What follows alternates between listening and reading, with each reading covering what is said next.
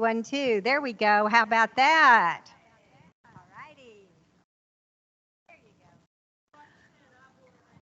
go. Good afternoon. Oh, is it coming through? It is? Okay, you can hear me. Doesn't sound like it to me, but if y'all can hear me, that's the only important thing. We just said a quick prayer for our microphones, and lo and behold, there we are. Good morning. I'm going to introduce you. Okay. Oh.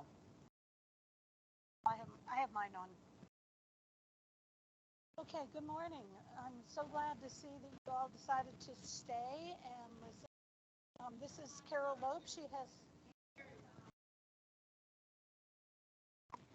This is Carole Loeb, and she has attended our church prior to this on, I think, 2 other occasions anyway, one not in the not too distant past. And she attends Asbury United Methodist Church and has done a great deal of study on the issues about the Global Methodist Church and their beliefs. And she is going to impart her knowledge to us, so it is my pleasure to introduce Carole Loeb. And in the meantime, Lila's going to be handing out the purple question sheets. And remember, if you have a question, you're going to write it down. We are not answering oral questions. So if you have a question, make sure you put it down. And then Carole said that she would be more than welcome to answer and do what she can.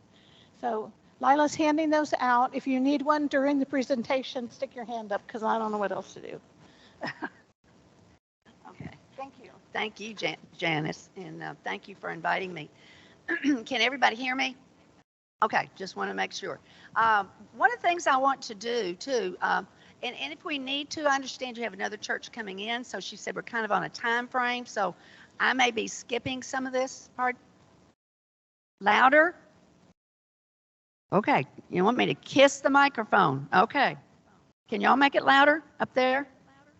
No? Okay. All right, I'll just raise your hand or something if I need to talk louder, because I do have kind of a hoarse, raspy voice, and I know that's hard. I do want to answer your questions about the Global Methodist Church. I understand that a bunch of you want information about that, but I also would like to tell you some of the information that I don't think you've heard before. How many people in here love Jesus Christ, first of all? Oh, good. How many people love the UMC? I do. Listen, I was baptized here. I was married, buried my husband. I mean, it holds my heart. So I hope it holds every one of your hearts because you're here. I hope Jesus Christ holds your heart first, and that's why I ask you, obviously. So why are we leaving the United Methodist Church, or why are we even talking about it? That's the main thing. I want to assure you it is not about the homosexual issue. Now hear that, because it may surprise you. And your DS will tell you, yes, it is. And any of the church officials will tell you, yes, it is, but it is not. Now, the reason they have to tell you, yes, it is not because they want to lie to you. Paragraph 2554, which is the only paragraph we can use to leave the church, to disaffiliate, and take our property with us, was written in 2019, and it says you may leave the church, you may disaffiliate, you may take your property if it is an issue of homosexuality. Now, I'm paraphrasing, but that's the only reason. We have to say that's part of the reason, and that's why your DS will tell you that's the only reason. It is not for most Methodists, for 99 and 9/10% of the Methodists. So what are the reasons? I'm skipping way around because I want to save time, so let me kind of go through my notes here. The 2 reasons that we are leaving is about the authority of Scripture and about the deity of Jesus Christ. Now hear that, the authority of Scripture and the deity of Jesus Christ. There is a difference in opinion from the liberals and the Orthodox. And I prefer the name Orthodox rather than traditional, because that's really what this is about. in early 2019, before that general conference was held, in which the traditional or orthodox plan succeeded, I was on the delegation. And one of the reasons, as Janice says, I know all of this stuff so much, I have been on your general conference delegation and gone to general conference for the last 30 years. So I have lived with this, where this is all new to you, but I have lived it for 30 years. And it's happened gradually even in my life. But I was going to the 2019 General Conference. I had a pastor who is serving about 4 hours from Corpus Christi call me on the phone and say, I want to come down, Carole, and have coffee with you. And then I'll drive the 4 hours back. And I said, let's Zoom, because I thought she was nuts. And she said, no, I want to talk face to face. Well, I figured out what it was about, and she did come down, and we met. I drove to Calallen and met her there at least. And we had coffee, and in the midst of that, she was trying to obviously influence the way I would vote, which is fine. I mean, I want to hear from people that I'm voting for. But she started talking to me about how I needed to start calling everybody them and they. That I needed to use non-binary terms in everything that I talked about. And so I asked her the question, I said, do you believe in any moral absolutes? She said, no. Now, this is a United Methodist pastor. And I said, really? And she said, well, if you picked up a gun and shot me across the table, that would be wrong. But basically, there's no moral absolutes. People should do what they want. They should do what makes them feel good. We should all do that. And that's why we need to change the church, because we're not allowing people to do that. We talked more. We left friends. We prayed together, and we're still acquaintances. I didn't know her before this, so when I see her, I'm still friendly with her. But boy, that really kind of surprised me and shocked me. After General Conference 2019, the traditional plan was held, as you all know, and that next day, in almost every single major newspaper in every single major city across the United States, there were ads, full-page ads taken out by Methodists saying, United Methodists met, they hate gays. My son lives in Dallas. He sent me a copy of the paper. And it was a full-page ad saying, United Methodists have declared they hate gays. That is not true. Asbury has had gay members in our church ever since I've been there, and I'm one of the founding members. I've had gay members in my small group in my home when we were doing Bible studies. 2 gentlemen that I absolutely loved. I wish they were still here. They actually moved to another state because of their jobs. We have other gays in our congregations. We have all worshiped together and served together. I have no doubt problem going and kneeling at the cross with anyone, because my sins before God are no different from anybody else's, and probably worse. We all need God's blessings.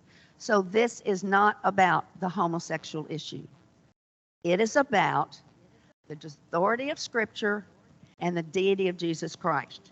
Now, why do I say that? If you would look on the gold yellow sheet that you should have, it starts with story about the woman who wanted her daughter healed. Okay? One of our bishops, her name is Karen Oliveto, is a gay bishop. She is married to another pastor, another woman pastor. It was challenged. It was taken to the Judicial Council and said that is illegal with our book of discipline. The Judicial Council said, yes, she cannot be a bishop, and yet she still is, because the bishops refused to hold her accountable. Okay, let's get past that. She told a story. She wrote this on her website. You won't see it there now. It has since been removed, but we have copies of it. She wrote on her website, she told a story about the woman who went to Jesus and kept asking him to heal her daughter. And he kept going. He ignored the woman. And he finally turned around and she said, Jesus, you all will remember this story. I'm sure, John, I'm terribly telling it. But the story was about, she said, people still give the crumbs from their table to the dogs under the table. Surely you can give me a crumb and heal my daughter. And he turned around and said, yes, your daughter is healed because of your faith. And she was. Well, this is what Karen Olivetta said about that story. Now, this is one of our bishops. She said, if Jesus can change, if he can give up his bigotries and prejudices, if he can realize that he has made his world too small, and in this action, he grew closer to others and closer to God, then so can we. And in other writings, she has written out that we should not put him on a pedestal. He had to learn to love God just as we do. And yet, there we are. There's one of our bishops. Tom Berlin, the next person on here, was at that 2019 General Conference when I was there. And when the Orthodox plan passed, he went to the microphone and he called all people who were traditionalists or who believed in the Orthodox theology, he called them a virus on the church. He was elected a bishop in the Southeast jurisdiction 4 months ago. Kenneth Bigham Sy from the Indiana Conference, when she was questioned, because all bishop candidates are questioned, when she was questioned about by her delegation about Jesus Christ, she gave this answer. She said, it is not important that we agree on who Christ is. God became flesh, but not particular flesh. There's no particularity around that. God became incarnate in a culture, but not one culture. There's a mystery and wideness and openness and diversity in who Christ is and who God is, so that every living being has to find out for themselves and find a way to God. She was elected bishop 4 months ago. Adam Hamilton, I imagine you all have done studies by Adam Hamilton. He is a pastor of our largest church in the United Methodist Church in Kansas City. He says that the Bible should be put into 3 buckets. The part that's not right and was never right, the part that was right a long time ago but not right now, and the part that we can all live with, like be nice to your neighbor. The question that's been asked of him 100 times is, who decides on what goes in the 3 buckets? And he's never been able to answer that. The other question is, what about God is the same yesterday, today, and tomorrow, which the scriptures tell us. Bishop John Sprague, another one of our bishops. Now, this isn't new, you all. In 2002, he spoke at the United Methodist Eliff Seminary, where he denied Christ's virgin birth, his bodily resurrection, and his atoning death. He was brought up on charges, but he was not convicted. Later on in 2004, he wrote a book, Affirmations of a Dissenter, and it was published, and he suggested in there that a better trinity would be Gandhi, Martin Luther King, and Jesus. That would be a better trinity. That was one of our bishops in 2004. This is not new. If you go to that next white sheet that you should have, it says Ministerial Education Fund. Do you all have that sheet? I'm not sure this one got run off is the reason I'm asking you. Does anybody have the Ministerial Education Fund? Nobody? Okay, Janice, I'll get that to you, and then she's going to be sending these out. She can send it out. So let me just summarize. We have 13 Methodist seminaries in the United States that your apportionment dollars go to support. They go to support at the tune of $26.9 million. Only one of those is an Orthodox seminary. Only one. And I list the seminaries and their names. That's United Theological Seminary in Dayton, Ohio. All of the rest teach universalism. All of the rest have degree plans for imams. I'm not saying, IMAMS. Those are Muslims. They have seminary degrees for Muslim imams. Duke Divinity School this last year, a lot of you probably saw it, had a famous worship service on campus where they prayed to the great queer one, calling God a drag queen, a trans man, and a gender fluid. So our seminaries, unfortunately, are not teaching the deity of Jesus Christ for the most part. So those are the people that are coming out of seminary. And those are going to be our pastors. Some of them already are, and our pastors for years to come. Are they going to teach? Do they come to your church and say, I believe in the resurrection of Jesus Christ? One of the seminaries actually invited someone on campus, to be on campus and on staff, who the week before had taught at an Easter sunrise service that Jesus wasn't really raised from the dead. That this was all something that was make-believe, but that the church, a lot of people like to believe it, and so he was going to preach it. But let's go on. And I'm rushing through this because I know we're under a time constraint. At the bottom of your gold sheet, at that gold sheet we were just looking at, it says your apportioned dollars are supporting our boards and agencies. Your apportionment, when you give to this church, part of it goes to apportionments. It goes to our 13 boards and agencies. I invite you to look through here and see what our boards and agencies are teaching. Our boards and agencies are teaching the General Commission on Religion and Race, which is one of our agencies, is teaching that you should always start a conversation with him or her, with calling someone him or him. I'm not saying it right. You should call someone with him, he. You should not call someone him, he, and her, she. You should use they and them. And be sure and check and ask them how they want to address. We should never start a conversation with anybody we just meet other than that.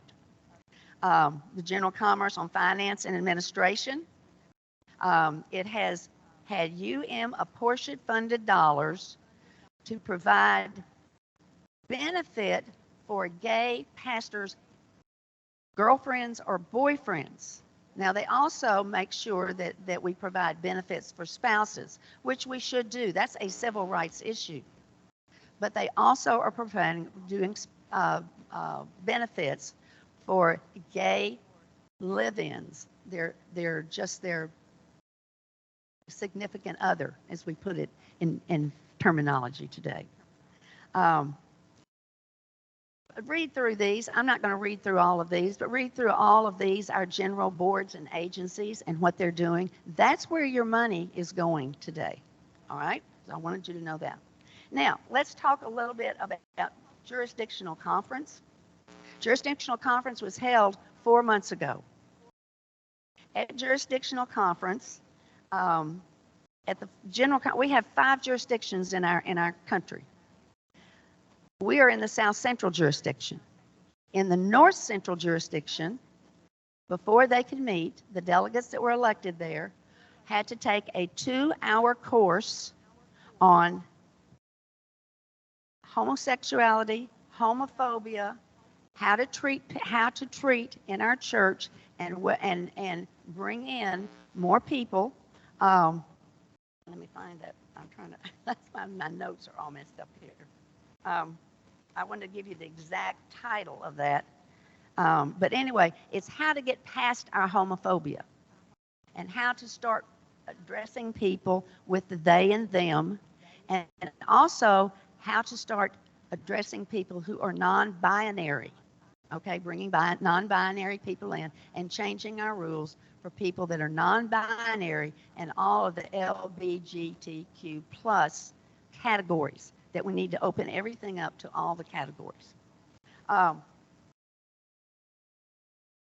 Right before the 2019, before the jurisdictional conference 4 months ago, our delegation who was going to that conference asked that anybody that had an orthodox view of the Bible and of Jesus, that they should really, if they had any integrity, they should remove themselves from the delegation. Now, I'm the only one on the delegation that is Orthodox. This was a Zoom call. We could all see each other. I smiled and thought to myself, I would love to be in a conversation about integrity. But I didn't say it. I just smiled, and I did not resign. At that jurisdictional conference, if you will go to the second goal sheet, where it says leading with integrity, this is what was voted in at our jurisdictional conference 4 months ago. Leading with integrity. It says that only lay and clergy members that have any interest in going to disaffiliating or going to the Global Methodist Church, they should recuse themselves right now from any committee, from any activity that they are doing in their church. That included pastors. Now, luckily, none of our pastors recused themselves and quit preaching, and I don't know of any lay people that did. Well, I do know. I know of 4 lay people that did. So they did a resolution asking all of us to not be on any boards and committees. I happen to also be on your Board of Ordained Ministry, who is meeting tomorrow. I was sent a letter saying if I had any intention or any desire to disaffiliate, I should remove myself because I could not be trusted to serve and to look and see who our next new pastors would be, because that's what the Board of Ordained Ministry does. It approves the pastor candidates. Now, I don't know why I've been on that board for 12 years. I don't know why my integrity all of a sudden is being questioned. Our bishop has been down here, and he has said, we are a wide denomination church. We want traditionalists here. We want centralists. We want progressives. And yet, this is what is happening in our conference. We're being asked to leave. You will not have any more traditionalist bishops ordained. We had one bishop. I think we elected 26 bishops 4 months ago. One of them was a new gay person in California was elected against the Book of Discipline. In the Northeastern jurisdiction in New Jersey, there were 2. They had 2 to elect. One was elected. The other 2 were vying to be elected. One was gay. The other was a traditionalist. The traditionalist was leading. So someone stood up on the floor of that conference and made the motion that we're not going to elect a second one. Let's just hold off and not elect a second one until 2024. And they voted that in, and other than voting in a traditionalist clergy. So these are the things that are going on around your church. The second resolution on that goal sheet, support of a regional conference, that was passed at our jurisdictional conference was to make the United States a regional conference, just like our overseas conferences. That will probably pass in 2024. It is on the docket. And that means then people in the United States can have a different discipline than our churches around the world. So even though we're all united Methodist, we won't be united in things that we require in the Book of Discipline. But the third one is very important. The third one was titled Queer Delegates Call to Center Justice and Empowerment for LGBTQIA plus people in UMC. Again, this says there is an attempt to divide the United Methodist Church that we should hold in abeyance. In other words, we should not hold any trials or have any charges against any bishops, any pastors, that are homosexual that are serving in our churches and breaking the Book of Discipline right now. This passed. Now, if you ask our district superintendent, which my church did, why we have 2 people that are gay living with their spouses in our conference against the Book of Discipline, when our bishop tells us he is not breaking the Book of Discipline, your DS will tell you that he is using the abeyance policy, that it was passed at General Conference in 2019. Well, we had someone, Dixie Brewster from Kansas, stand up and challenge that. She asked the bishops on the stage to give a rule of law. And they had 30 days to do that. They have just answered it. And their answer was,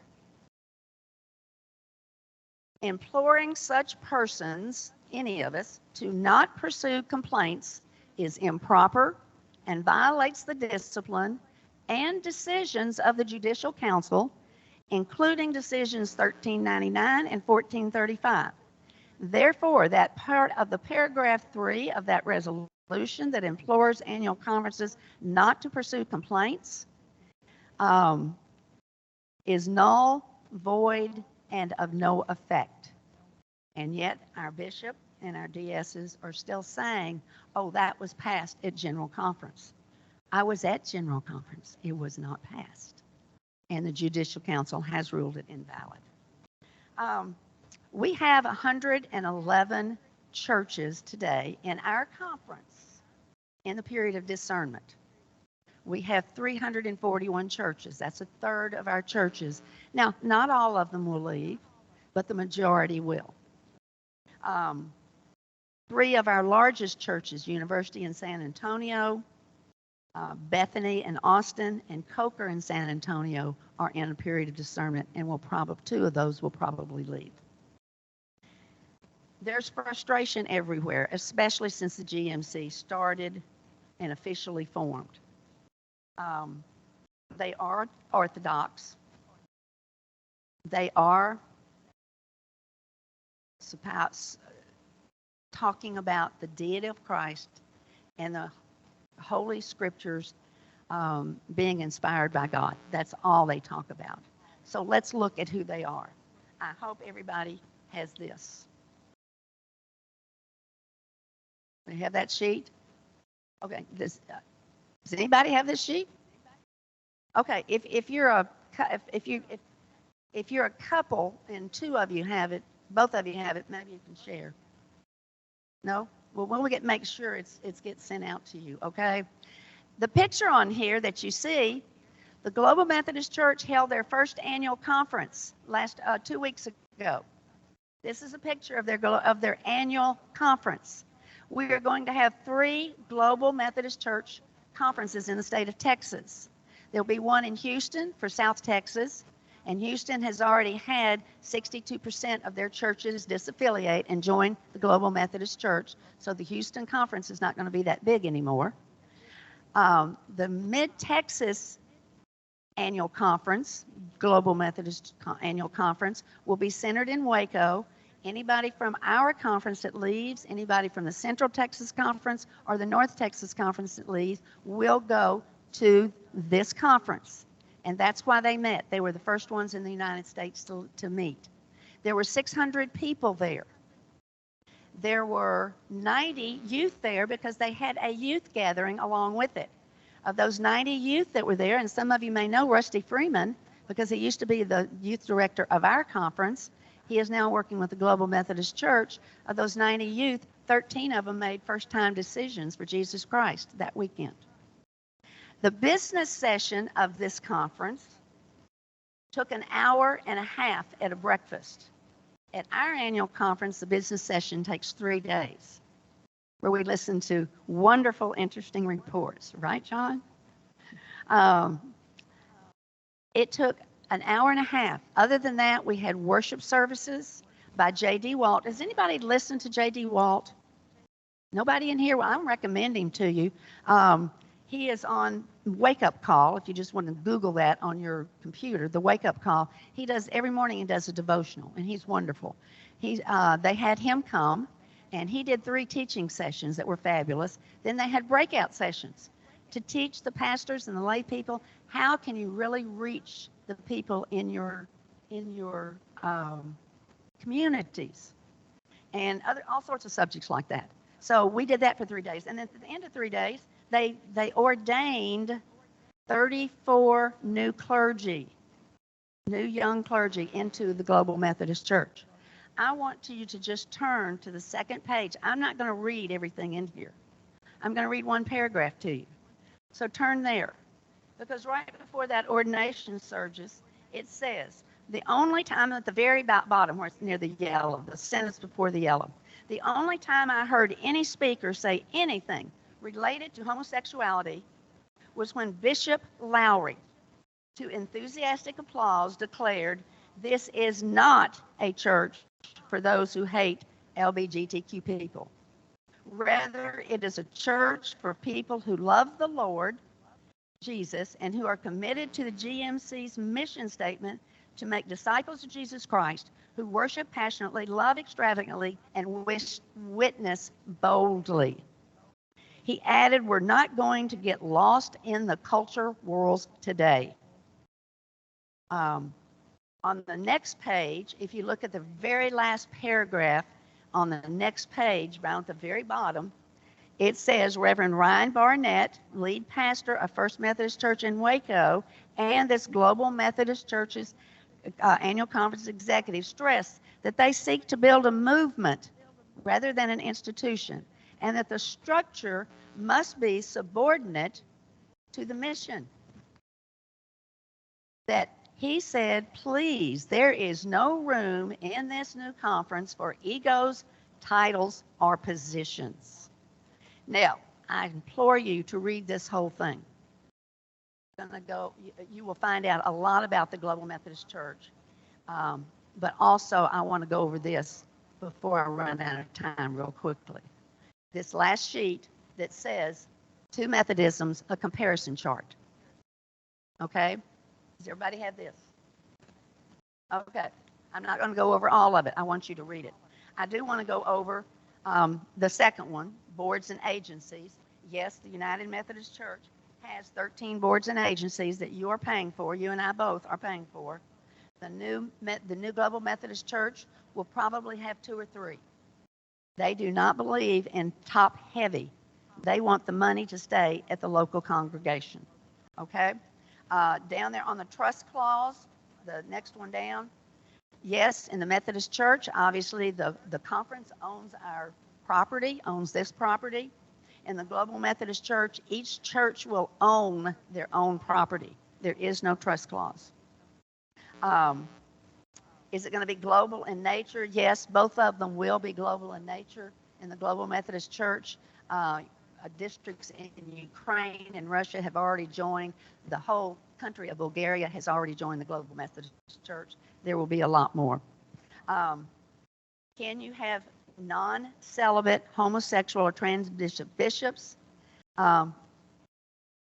Yes, in the United Methodist Church, it will be. Well, it already is, even though the discipline says no. Your discipline will be changed in 2024.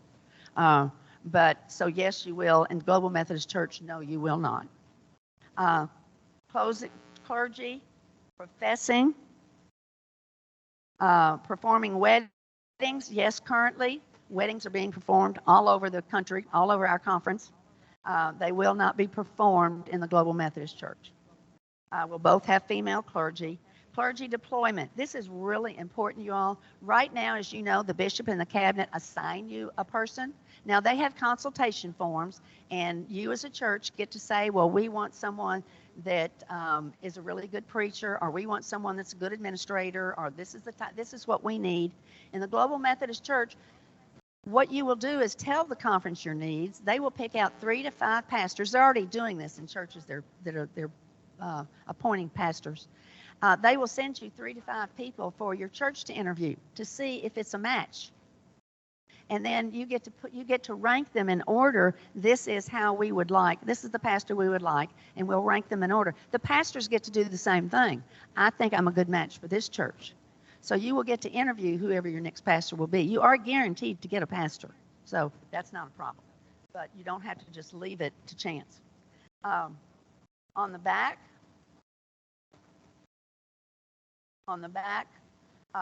let's go to bishops. Bishops in the United Methodist Church are appointed for life. In the Global Methodist Church, they are term limited. They can only serve for 8 to 12 years. If they've done a good job at 8 years and the General Conference wants them back, they can serve for more, but that is the max. They will then either retire or go back to being a United Methodist pastor at a local church. They will not stay bishops. District superintendents, you all know we have them now. We actually have 7. We actually have 5 right now. We went from 7 to 5. The bishop has already said we probably, after the disaffiliations, will have to go down to 3 because we're losing so many churches. In the Global Methodist Church, you will have district superintendents, but they will be called presiding elders. They will be a pastor from a church. So, for instance, if John were there, he could be the pastor of your church and also a presiding elder, but he would only have 10 to 12 churches. That's all his responsibility. Right now, they have 50 and 60 churches. So that's why you don't see them very much. But they're only going to have 10 to 12 churches because they want to get to know the congregations. They want to get to know the pastors. They want to know your needs and be there for you. So there will be 10 to 12, and they will serve as the cabinet. Clergy appointment in the United Methodist Church, it's year by year. Every year, they are subject to reappointment. In the Global Methodist Church, you may keep your pastor as long as you want to. And if you don't, if you finally feel like it's not a match, you can ask the bishop, and the bishop can say, yes, we'll put their name on the list.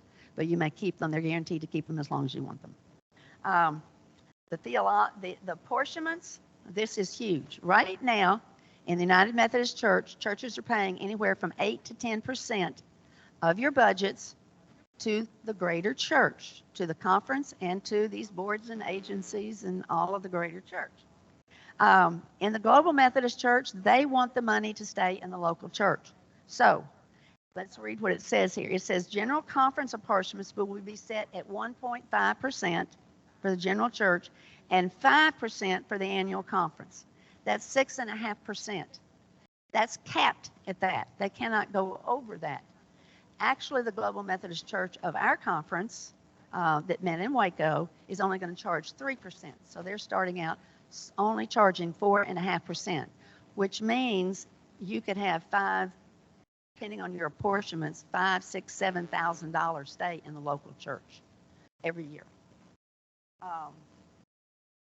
Their theology, look at the very last one. The theology of our church now, the UMC is pluralistic, it's flexible, per our theological task with articles of confession retained as historical markers. They want a theological bent, is what they say. They have not shown that in their decisions. In the Global Methodist Church, you will find that it is classic Methodist articles of faith and confessions of faith.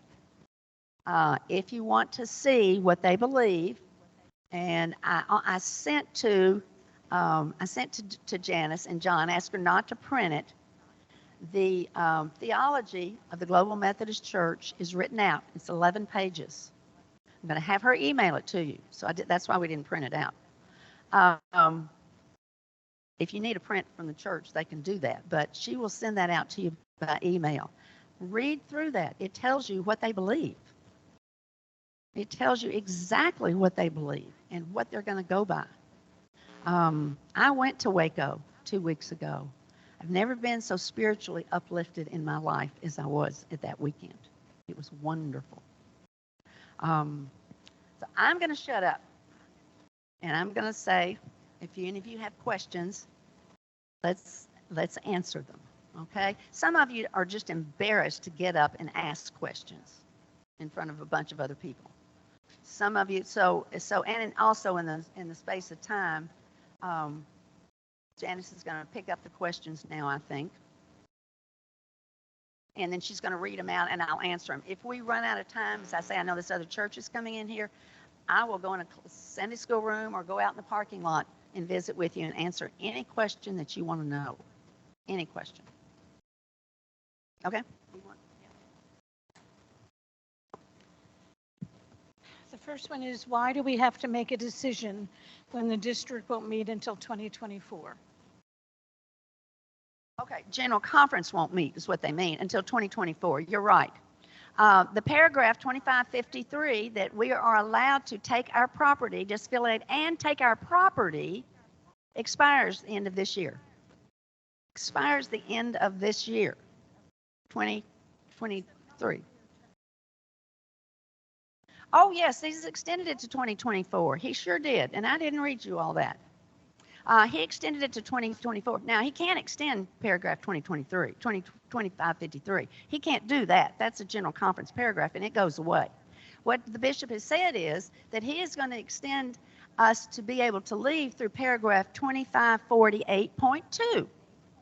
Now, paragraph 2548.2, the Judicial Council has declared is illegal, that you cannot leave by paragraph 2548.52. And I have it on here. I have it on one of these sheets. They're exact. The Judicial Council's exact quote.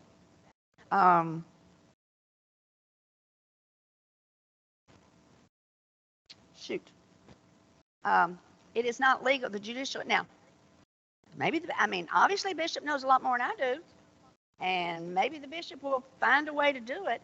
But the Judicial Council has declared paragraph 2548.2 illegal and says you cannot disaffiliate through that paragraph. And one of the problems with that paragraph is it says that churches may disaffiliate and go to another pan-Methodist church. Well, our bishops don't recognize General Methodist Church as a church. They don't want to recognize it. So they can't give us permission to transfer either because they don't recognize the church. So I haven't figured out how that's going to happen. Now, maybe the bishop can figure that out, but I would not trust that. And I guarantee you that the UMC, General Methodist, United Methodist Church, will not do another paragraph for you. First of all, there's going to be too many traditional pastors and lay people that have left, so there'll be much fewer traditional people voting at that general conference. So you're not going to get anything that helps any traditional people at that general conference. Take my word for it, folks. And I know the bishop knows a lot more than I do, but I've been to more general conferences than he has. And it ain't going to happen. That's all I can tell you, in my opinion. Go ahead. Oh. Are you a member of Global? And if so, which church do you go to? No, I am not a member of the Global Methodist Church. I go to Asbury Church, which is on Saratoga, or not on Saratoga, it's past Saratoga, on Yorktown and Staples. It's a United Methodist Church. I'm very, very active there. I love my church. We are in the period of discernment. I have no idea what we're going to do. I don't know. We're going through the discernment just like you all are. So no, I am not a member of the Global Methodist Church. And I think I can't hide it. My heart's there because I've just seen too much of this other. But no, I'm not. Okay, this one I'm going to answer.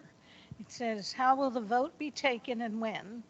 The vote will be a individual ballot, and it will be, we still have 2 more listening sessions. I'm assuming the third one is actually when the vote will occur. And but that has not been planned. The second listening session cannot occur until the middle of March. And as it's oral or written vote, it's a private ballot. So the next one. I'm sorry? Yeah, your DS will bring you the written ballot. The conference writes the ballot and it will say yes, no, or abstain. Just understand that if anybody's going to abstain, don't come because abstain counts as a no vote. Yeah, so it doesn't help anything, and or when they get ready to vote, leave. But it'll be a written ballot, and you have to have 67%. Okay, this goes back to what you just were sort of talking about. But since our deadline has been extended until the end of 2024, why wouldn't we wait to make a decision, and why rush? And I want to say that the district superintendent did say that the bishops, no, she didn't mention that. She said that it was for the Rio, Texas conference, they extended it to 2024 as far as being able to leave with your property. That's just what we were told. Well, all I would do, you're going to have another listening session. I would question her really pretty hard on that. I would say how? Because 2553 expires, folks. There's no way that can be extended. It goes away. Even the Council of Bishops can't do that. So when it goes away, you need to ask her pretty clearly, how, through what paragraph in the Book of Discipline are we going to be able to take our property? And if she says 2548.2, you need to ask her, which we did at Asbury. The Judicial Council has ruled that illegal. She just said that was her answer to us. But you need to question her on it.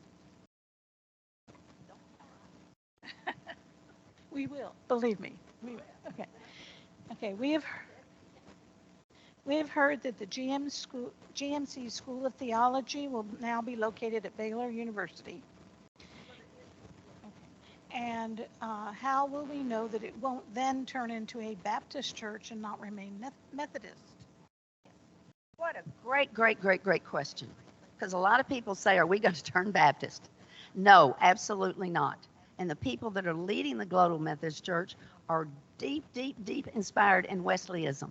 Now, we went to Truett University, which is in Waco, and it is at Baylor, and we went over to Truett Seminary. The guy that leads it spoke to us twice, and we met a lot of we saw the curriculum, and it's all about Methodism.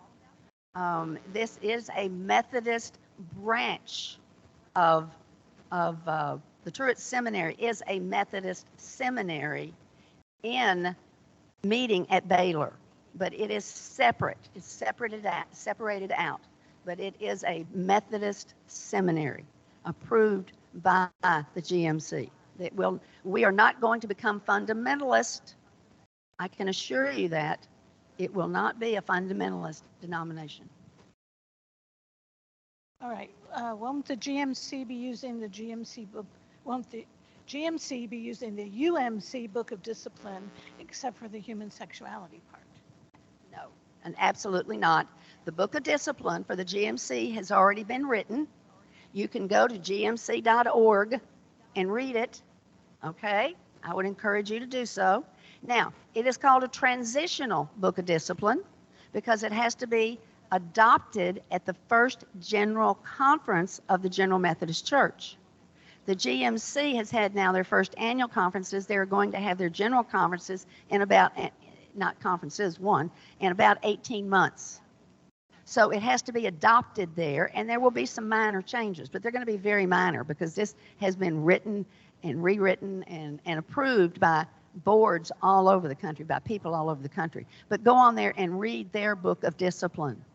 And read what they believe and how they're going to do things. Go on the Global Methodist Church. Okay, what will happen immediately after disaffiliation? Who will the pastor be? How long does it take to be part of the GMC? What will it do for Island in the Sun? And I think what they're looking at, if we just got a letter saying that they're going, the bishops are going, well, we're going to have a called meeting in April to approve the churches that want to disaffiliate, and that happens in April. Then in May, what happens to Island in the Sun? Yeah, if you're going to try to disaffiliate in May 6th, when we're having a called annual conference, you have to have all your paperwork in and everything by April 21st. So you all haven't even had you will have your second listening session, and then at your third listening session, you can take your vote. You still have to do a lot of paperwork and have all that ready to turn in. If you did that, and on May 6th, you were voted and approved by the annual conference, which you have to do, then on May 7th, or whatever that next Sunday is, you will come to church here. You will have your same Sunday school class. You will have your same wonderful pastor. You will have your same wonderful music. Nothing will change. Nothing will change. You just will not be under, you won't pay as much apportionments. You're going to save thousands of dollars in apportionments. Probably somebody from the GMC will come down at some point right after you've changed and greet you. But you're still going to be Island in the Sun Global Methodist Church. You just won't have the apportionments. You won't have all that hanging over you. You won't have the district superintendents hanging over you. You'll have one that will come and wants to get to know you. You automatically, if you apply to the Global Methodist Church, you automatically, everybody in the congregation, they will be given a list of all of your members. Anybody who doesn't want to go, they won't give them that name. But hopefully everybody would stay together whatever you're doing.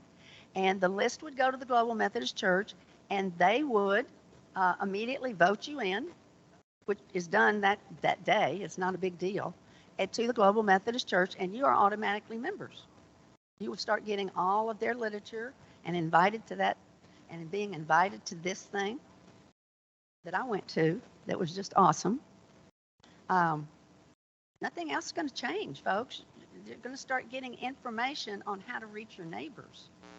You're going to start getting information on how to preach Jesus and live Jesus Christ as our Lord.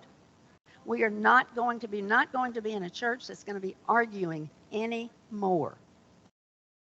And we're all tired of the arguing. So normally they'd switch ministers in June. So what will happen? What she said was we normally switch ministers in June. That's true. Well, now it's July. It used to be June, now it's July. Right. They get reappointed. You don't have to go through that, because if you want John to stay as your pastor, and when I sense you do, and if John goes, John will go with you. If you go, John will go with you. He'll still be your pastor. They're not going to, only the bishops, and we have 3 now, and they all 3 came from the United Methodist Church. Bishop Lowry, who used to be a pastor here in Corpus, he was my pastor for 13 years. He is now a bishop. Bishop Jones, who was, many of you know, who was the Houston bishop, and then Bishop Webb, who came from New Jersey. They're all 3 bishops in the Global Methodist Church now. Those 3 are the only ones that say, hey, we're going to take your pastor away from you. And if you don't want your pastor to go, they're not going to take him away. I mean, it's not the same system. So you keep your pastor. Now, if you want him to go, don't tell him, but you could ask for that, and then you would be interviewing 3 to 5 candidates for your new pastor. We had heard that they had a plan in place for pastors, which is what you're talking about, but not for part-time pastors.